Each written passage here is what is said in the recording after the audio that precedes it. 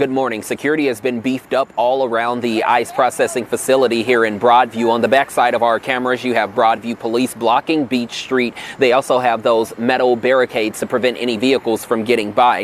Well, that was fast. It only took 2 weeks of protesters and federal agents clashing at this ICE detention facility in Chicago for federal agents to put up security gates surrounding the building to protect the detainees and the federal agents. Illinois state lawmakers are trying in vain to pass a similar law. They're seeing the fear. A lot of people are not identifying themselves. And I don't think people even know this is happening. Illinois state lawmakers are thinking about copying California, creating a bill that would remove the face masks of federal agents, even though in California, that same law cannot affect whether or not a federal agent can even wear their mask. So we have a lot to dig into. Now, before we start the video, make sure you guys please like the video. It's the #1 way you guys are helping this channel, but it also helps others see the videos as well. And whether or not you support what's going on in the Chicago area, your taxes are paying for all of this, so I think people want to see what's going on over here.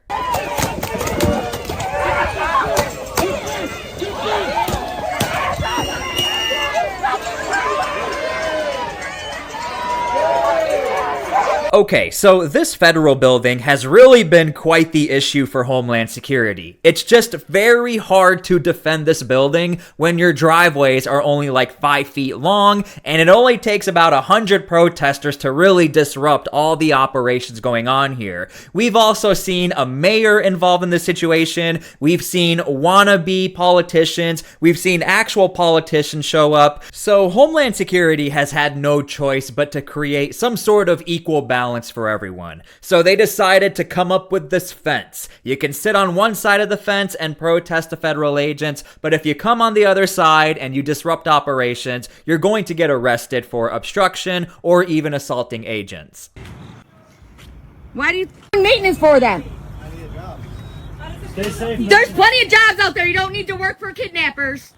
So even the maintenance man is getting yelled at by protesters who are supposed to be protesting ICE in the federal building. So of course, again, federal agents have no choice but to create some sort of barrier or protection for the everyday worker who's just trying to do his job. Take the mask off. The front one covered too. Your mother should be ashamed of you. No front plate and the back one is covered. This is your legacy. Let's remember that. I never thought I'd see the day where people will film their own federal crime, trying to film the license plates, the identities of agents on the other side of the gate, and showing they're on federal property while doing it. But nonetheless, I think this video proves the point. This is why federal agents have no choice but to put up some sort of barrier to protect everyone involved here, because this protester could be arrested for all of this as well. Blocking any vehicles as ICE agents move in and out of the parking lot, possibly with detainees at some time. Now, some of the protesters we spoke to tell us that they were held here for hours and denied basic necessities and then hit with serious charges. And here's the thing, if that fence was there from the very beginning or there were more precautions, none of these protesters would have serious charges and their entire lives are probably going to be ruined since these are going to be federal charges. Well, but now let's talk about what the state is thinking about doing. Just remove the mask of the federal agents. That will solve the issue here.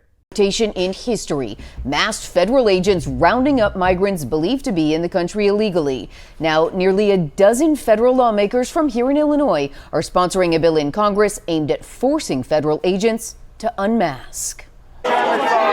In the chaotic crush of an immigration roundup on Michigan Avenue on June 4th, masked federal agents identified only by patches on their vests. I hope you guys caught that. Only identifiable by patches on their vest. Because over in California, the problem they were having is that, well, the patches are either not big enough or we can't fully identify them. Thus, they have to remove their mask. If you see a police officer, does it make a difference if the guy is wearing a mask or not? If you see police, that's already going to be a pretty big identifier that, hey, that's a police officer. So I'm a little confused what the big problem is and why they used this specific example example, on June 4th, when every single person here has a clear identifier as to what agency they belong to. Pushed through crowds of protesters. Why are you wearing a mask? What started as a rallying cry Why are you wearing masks? has now become full-blown state legislation. Monday, California Governor Gavin Newsom signed a law banning face coverings for state and federal law enforcement officers. I'm glad this news network put that in there. It's not only about ICE and federal agents over in California, it's everyone. But the only people who actually have to remove their masks, or this law can enforce it, are the state level workers. The federal agents, absolutely not. And they've already said we're not even going to listen to this law because we don't have to listen to a state level law. Homeland Security slammed the new law, saying in a statement, in part, this stunt comes as our ICE officers are facing a more than 1,000% increase in assaults against them. And as I make this video, within context, only a few hours ago, we've seen a sniper try to engage agents, detainees at an ICE building. So, of course, any state-level lawmakers who try this type of move, I don't think it's going to work out for them. ABC 7 police affairs consultant Bill Kushner agrees. As lifelong law enforcement, I have to agree with them that the identities of the ICE agents need to be protected. And if wearing masks is what they need to do for their safety and the safety of their families, then so be it.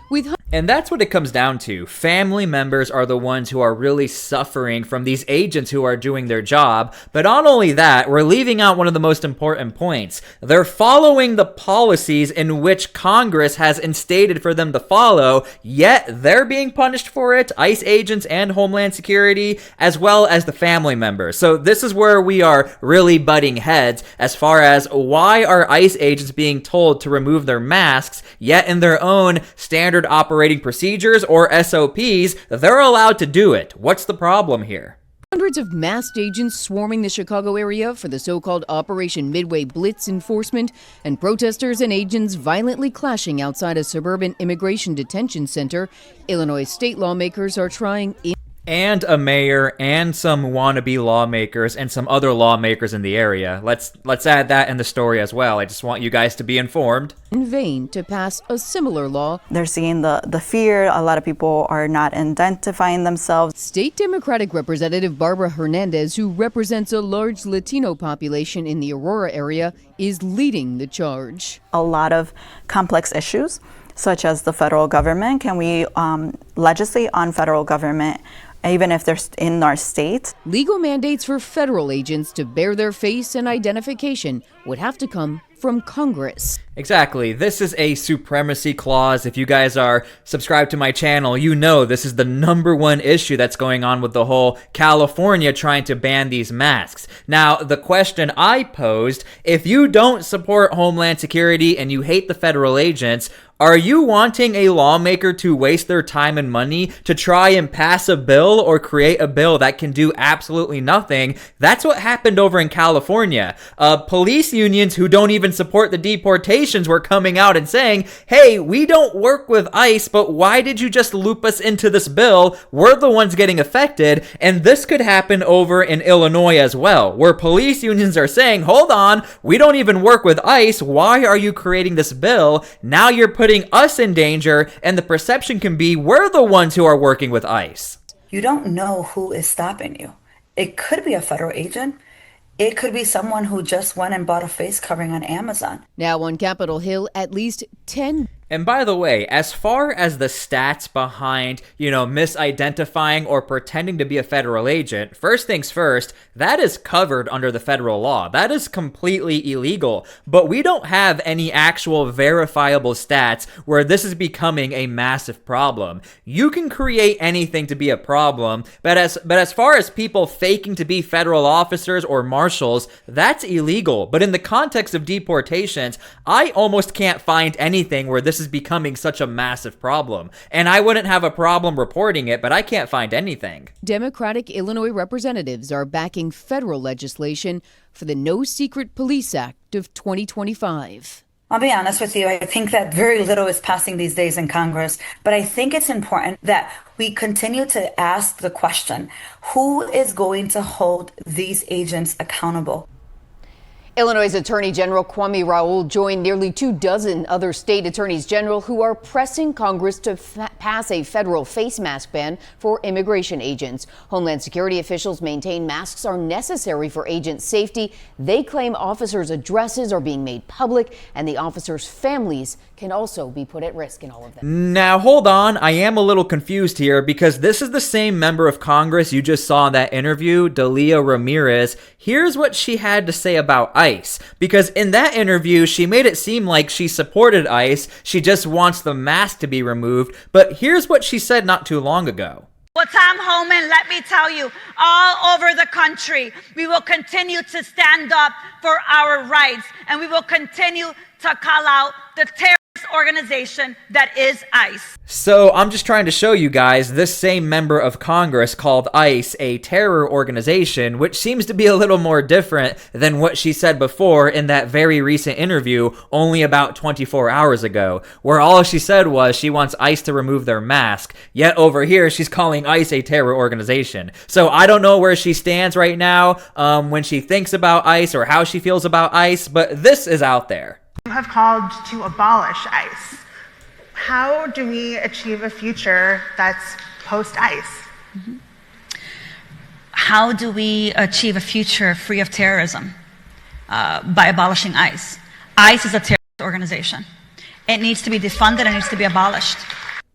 And there you go. I mean, I can show you guys several other clips where she kind of alludes to the same thing, but this is pretty black and white. I'm just trying to show you guys your taxes go to a member of Congress who calls ICE a terror organization when ICE today, they were attacked by a sniper, but every other day they seem to get attacked either by protesters or rogue individuals who want to do harm. So again, I'm just trying to show you guys and give you the full picture. If you don't like ICE, that's one thing, but I'm just pointing out one of the members of Congress who want to remove the masks of ICE agents is referring to ICE as a terror organization. And while we're here, here's the same member of Congress who went to the building which now has the fence around it. This is her getting denied from the building even though the proper protocols were not all followed, such as bringing a bunch of media members or having a bunch of cameras around you. You have to give prior notice if you're going to bring staff members to this facility. But here's what she has to say.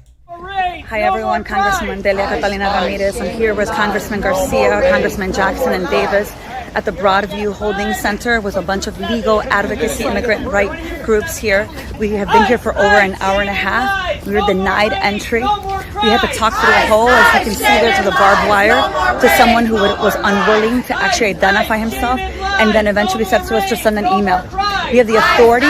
I actually already made a video about this a while ago when this all happened, and she's about to say we have the authority to be here, but yeah, that whole policy had to change because if you bring a bunch of protesters or an advocacy group along with you on this oversight visit, Homeland Security has made it pretty straightforward. You can't do that because this looks like a political stunt, and also it's very dangerous for everyone involved. Like, what if a detainee escapes? You guys are going to be in the way, we got to go get them, or vice versa. It could become a big problem. As members of Congress, to be able to enter these facilities at any time unannounced, and they decided to deny us entry. And after a while, they just put a sheet of paper up saying that we needed to give them 72 hours in order to be able to come in there. We have no idea what's happening with our constituents. We have no idea. I mean, let's think about this logically. On the flip side, what if you wanted to go visit this member of Congress and you just brought 200 people with you who are a part of an advocacy group and you're just knocking on the door wanting to enter the door? And something else I want to throw out there, this policy has already been put in place. So if she was serious about doing oversight, and I want her to do oversight, why would you break the policy knowing that you can't bring all of these protesters and people shouting outside the facility when you're there to do the proper oversight? Who is in there, and there are people who have been waiting hours for their appointment, and we have no idea if they're going to say that they never showed up.